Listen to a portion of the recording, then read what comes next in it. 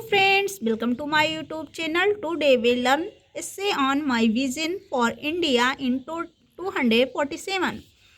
Our country India became free from the slavery of 200 years of British on 15 August 1947. Independence is about to complete 75 years. On this ocean, the entire country is celebrating the Azadi Ka Amrit Mahotsav. After 25 years in the year 247, it will be 100 years since the country got independence. The coming 25 years are Amrit Kal for the country.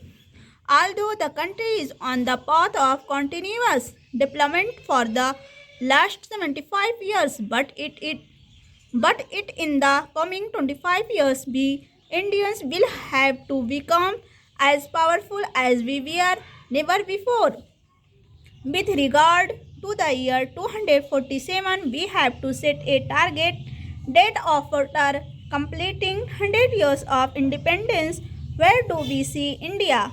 For this, everyone will have to work together for the development of the country so that the spirit of unity arises in us and gets rid of fragment thinking. In fact, the goal of this Amrit Kal is to build on India that has all the modern. Don't delay any longer. Today, celebrating 75 years and independence, every India is dreaming of a new India.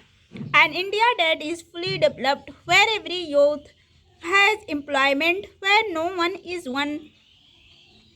dying of poverty and starvation. Like everyone, I also see the India of 247 as a corruption-free India. I see that in 247 there is no haltered in the name of caste and religion in the country. In 247, every girl who walks the streets of India is absolutely safe. Today, India is not dependent on any other country in any field.